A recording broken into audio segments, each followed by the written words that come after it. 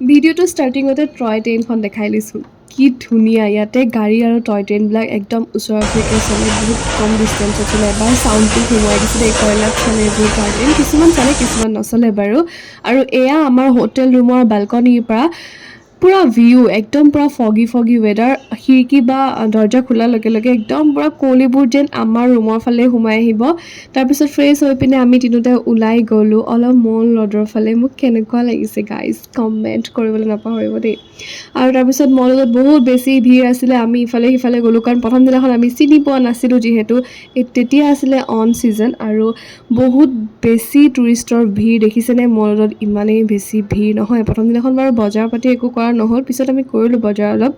আৰু এয়া ওপৰতো ঘূৰিলোঁ অলপ চলপ ঘূৰিলোঁ মানে তাৰপিছত যে আছিলে যে হোপ কেফেখনৰ সন্মুখত মাত্ৰ এখন ফটোৰ কাৰণে মই কিমান যে লাইন লৈছোঁ নহয় তাৰপিছত যেনে তেনে এখন ফটো উঠিলোঁ তাকো ব্লাৰ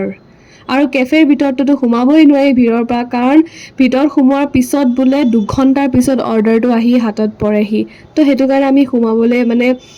টাইম নহ'ল আৰু ইমান ধুনীয়াকৈ ফটো কেইখনমান উঠি পিনে আমি তাতে street food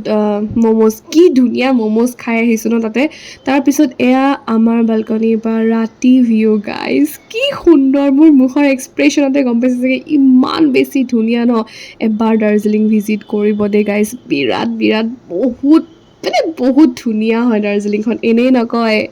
queen of hills বুলি দাৰ্জিলিঙক এয়া দুকপিমান ফটো